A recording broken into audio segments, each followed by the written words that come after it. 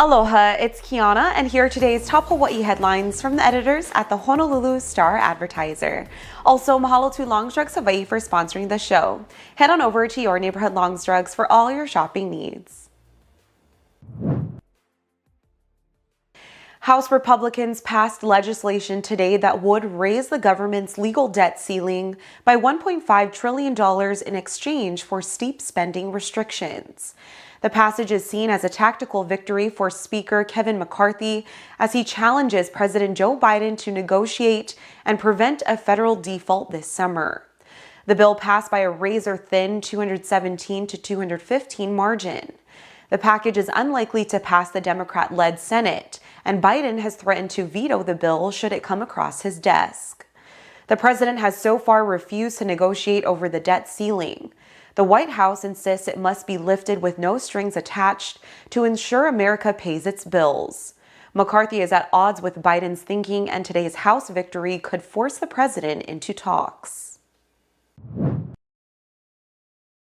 A graduate of Kaimuki High School has been sentenced to 4 years in prison for defrauding donors in a fundraising campaign to build a border wall.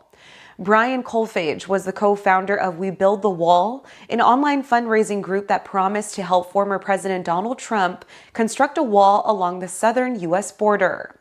Last year, Colfage pleaded guilty for his role in skimming donations from the wall campaign, which raised more than $25 million. He allegedly received more than $350 in donor funds, which he spent on personal expenses that included boat payments, a luxury SUV, and cosmetic surgery. Former Trump advisor Steve Bannon was linked to the project and was also charged, but received a pardon from Trump. Colfage lived on Oahu from about the 7th grade and enlisted in the Air Force after graduating from Kaimuki High School in 1999. He left the service as a decorated veteran after losing both of his legs and an arm in the Iraq War. A 68-year-old bicyclist has died after he was struck by a vehicle in Kalihi Tuesday night. Police said a 20-year-old motorist was traveling west onto the North Nimitz Highway from the H1 freeway off-ramp when he collided with a 68-year-old bicyclist at about 9:40. The bicyclist, who was traveling east in the westbound lanes of the highway, was thrown onto the roadway upon impact. He was pronounced dead at the scene. Police said speed, drugs, or alcohol were not factors on the part of the 20-year-old driver. Meanwhile, a 20-year-old motorcyclist died in a single vehicle collision in Hawaii Kai. Police said the motorcyclist was traveling eastbound on Kalanianaole Highway when he lost control and was thrown onto a sidewalk shortly before 8 Tuesday night. He was pronounced dead at the scene. Speed was a factor, but it is unknown if alcohol or drugs also played roles in the crash. The Hawaii Department of Health today reported 6 new coronavirus-related deaths and 858 new infections over the past week. That figure includes reinfections. Hawaii's COVID-19 death toll has reached 1,884, and health officials have recorded a total of 386,632 cases since the start of the pandemic. The state's 7-day average of new cases was at 114, down from the 133 a day reported on April 19. The average positivity rate remained steady at 7.9%.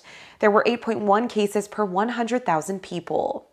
By island, there were 608 new cases reported on Oahu, 140 on Hawaii Island, 45 on Kauai, 39 on Maui, 2 on Lanai, and 7 on Molokai.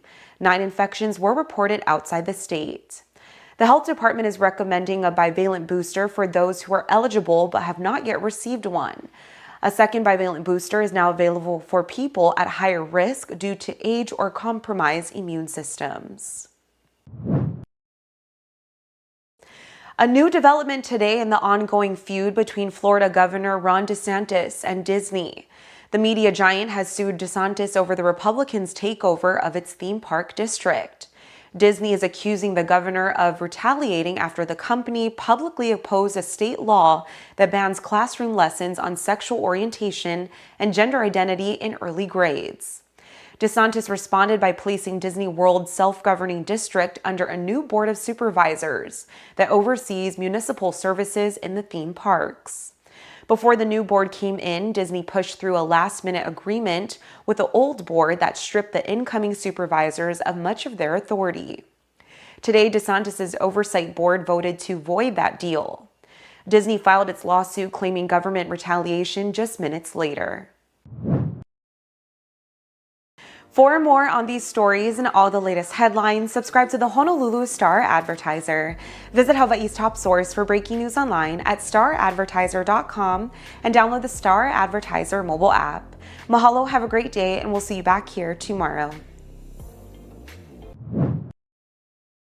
I was able to earn my master's degree in 6 months at WGU. The competency-based learning made all the difference in the world because I was able to apply what I already know and move through those courses faster.